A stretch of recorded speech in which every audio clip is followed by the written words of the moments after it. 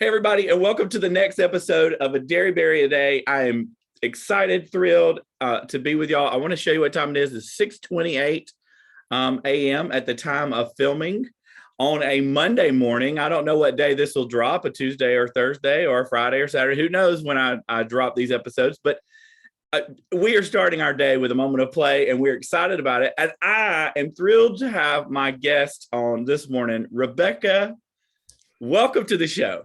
Good morning. How are you? I'm thrilled that you're here. The world does not know this. You and I have been connected on Twitter, I think, for quite some time now. But this is the first time we've ever actually spoken live and in person. And I'm just so excited and thrilled to meet you. Same. It feels a little bit like, one of those, but I've known Jed forever. I know. It feels, that's what I love about the social media is that you really can make true friendships without meeting face to face. I mean, you just can.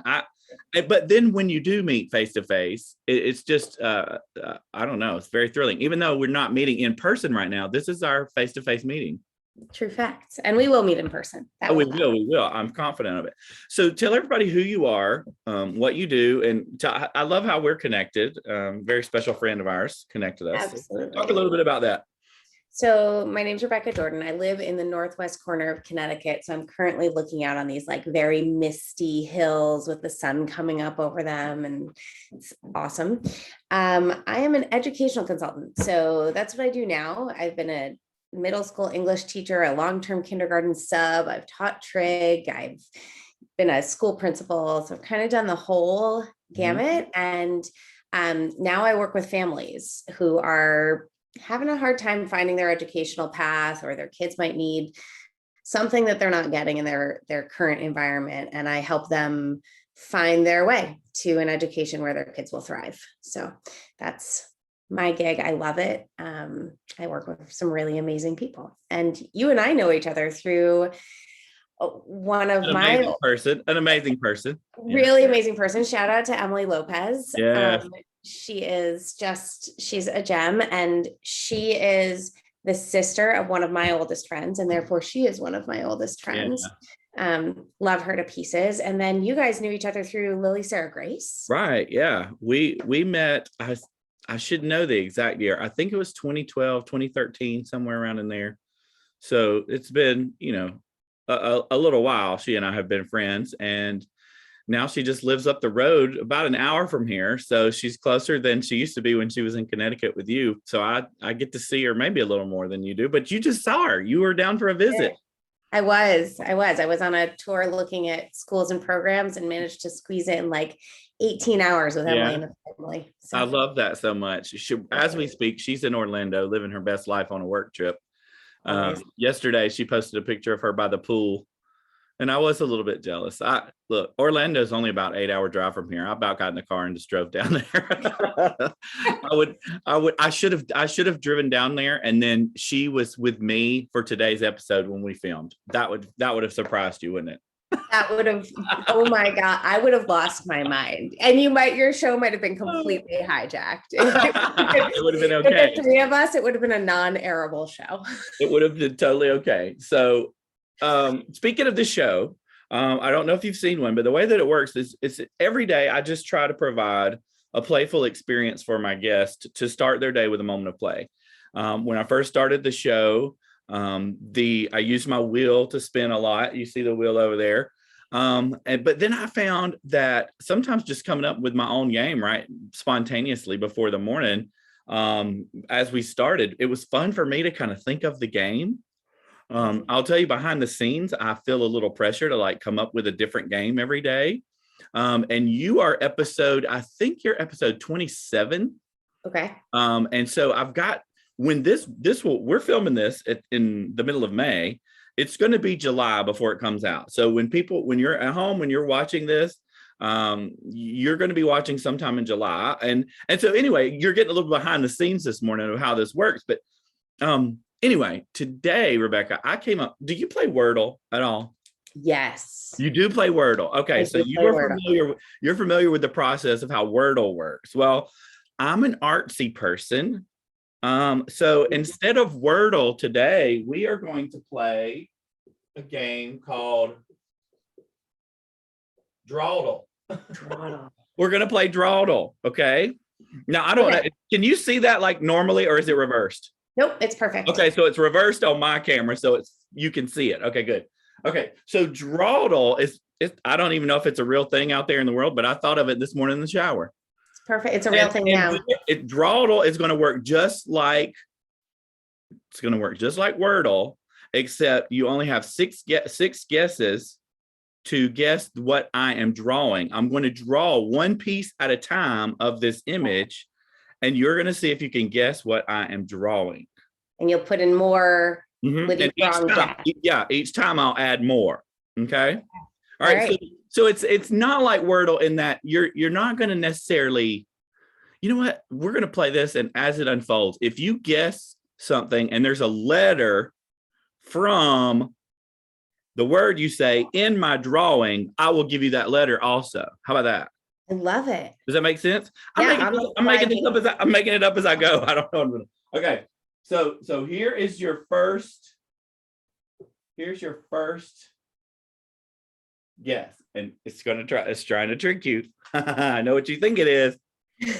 It's not that.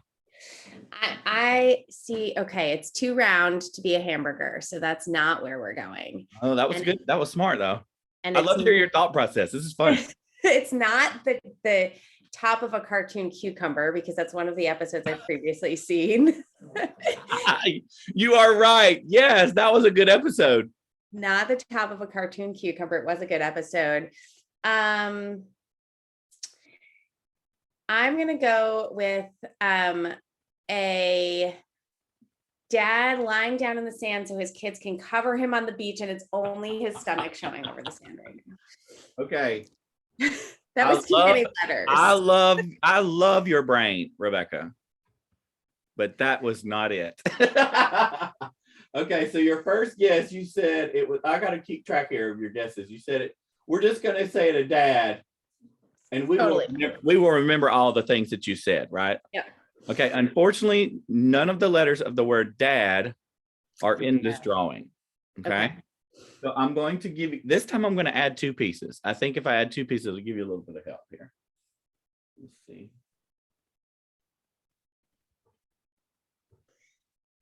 Two pieces. All right, I'm going to go a little bit simpler. Okay, yeah, go simple. Go simple. To me, those look like feet, but I'm going to say a panda bear. Oh, but there's no A and no D. Right. Ooh. Yeah. Oh, I forgot about the Wordle aspect of this. That's making it different. Oh, wow. This is fun. I like it. This is really fun. Okay. So while you're thinking, I'm going to draw the actual item on my piece of paper so I can make sure I can do it in enough steps. Because I didn't write it. A mouse. Oh, a mouse. Okay. So your partially to cover some letters. Okay, your word is mouse. So this is the word. I'm not going to tell you how many letters in there. I'm going to make it too hard, too easy. Yeah, it's all good. There is a letter O. There is a letter O. Okay. There is a letter O. This is kind of fun. I like this. Okay. All right. Let me see what I'm going to do next. I'm going to do this next.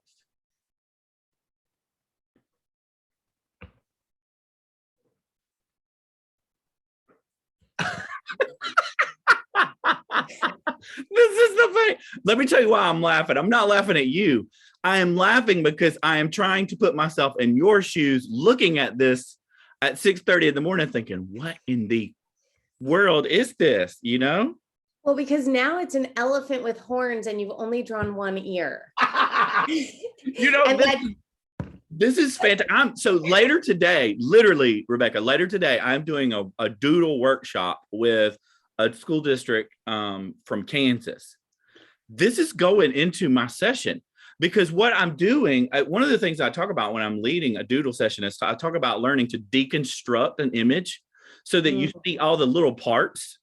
For example, if you're drawing a house it's basically a square or a rectangle, right, with basically a triangle on top, you know? And so when you look at it as basic shapes, it helps it to be easier to draw. And so now I'm looking at this as you said this was a trunk.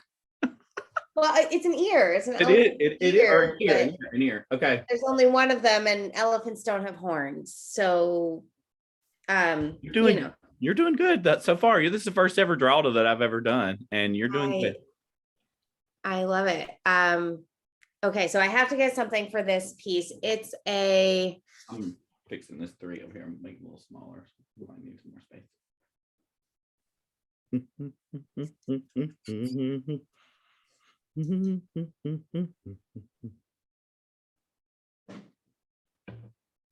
it's an Adobe house. Oh, Adobe house. Which has A's and D's in it, but I Adobe. Unfortunately, that is not it, and you don't get any more letters. Okay. Okay, but I'm going to give you 2 pieces this time.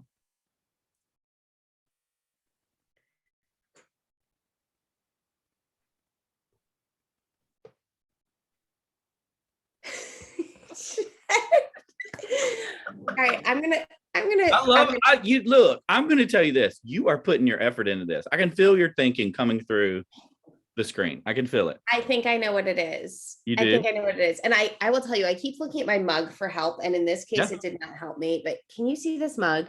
Oh, that's a perfect mug for today. That is like, I need that mug. That would be like drawdoll inspiration. You can order it from the Bowerbird Coffee. Bowerbird. It's a coffee shop out of Colorado. Okay, I want to look that up because that's a perfect mug for drawdoll. It's one of my favorites, and I poured my coffee into it. Like if we were playing in person, I could just say, okay, I'm doing a drawdoll, and this mug is this our bank of choices. You know, love that. I think this clue helped. I think it's a frog. You think it's a frog? You're right. It is a frog. Yes. In 4 guesses, you guessed a frog. And see, look here.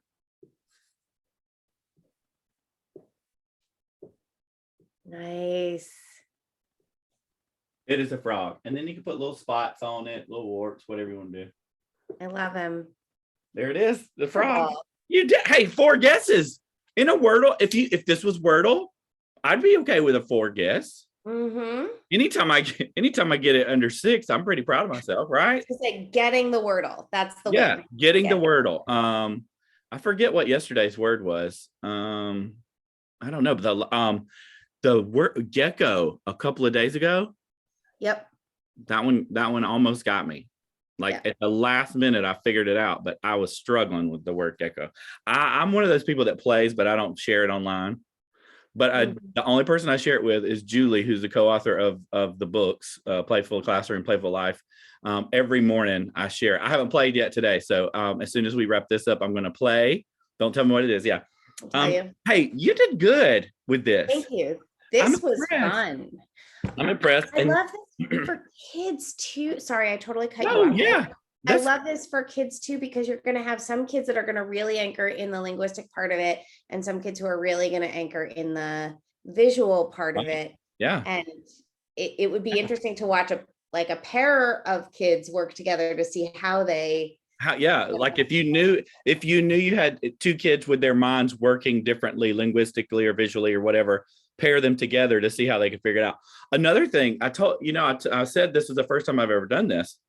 I loved how your brain instantly went not just to, I made a simple little arc, and you, in one arc, you made up this whole story about a dad laying on the beach and his belly, you just went. I love that. So there's all kinds of levels to this game that I made up this morning in the shower. I think you got a lot to work with. A lot to work with here. I might have to do this one again. I don't like to play the same thing twice because I want each experience in each episode to be different. So I'm literally right now, every episode is something brand new. But my brain is going to run out of ideas eventually, maybe. I don't know. We'll see what happens. But thanks for playing with me, and thanks for being on the show, and thanks for starting your day with a moment of play. And maybe this gave you an idea you can use in your own work. I love it. It absolutely did. And I absolutely love this. Was so fun. Thank you so much thank you for doing this and putting this out in the world. It's like, it just feels right to do these. And I'm look, somebody asked me, are you getting anything for it? No, I'm not getting anything for it other than the joy that they meant financially.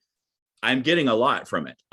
Here's what I'm getting from it. Not only am I stretching my own brain and coming up with these ideas, this is giving me a very much a purpose to my mornings that are sometimes, you know, when I wake up, if I don't have a specific speaking gig to go to that day, or I'm not working with a school, or I'm not teaching a class, sometimes you can wake up and feel like, well, what's my purpose today? You know, is my purpose to rest, to stay home? Is it to create art in my home office? And sometimes it feels like you wonder a little bit in your mind.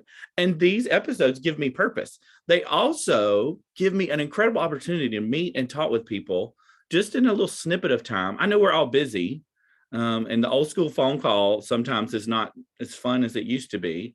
But this is fun. We know it's not going to take all day. You know, it's a little snippet. I don't know. It gives me a lot of connection with some humans that I would hope to see and meet one day. Every episode has been fabulous. I can't wait to meet all the people that are in there. I'm so excited for you, and I can't wait to see what how it keeps going and how it keeps evolving. So, well, I thank you for being on the show. Thank you for the encouraging words. And like I tell everybody at the end of the show, you matter, Rebekah. And all of y'all at home, don't forget you matter as well. And y'all play pretty. And we'll see you on the next episode of Dearybury Every Day. Bye, everybody.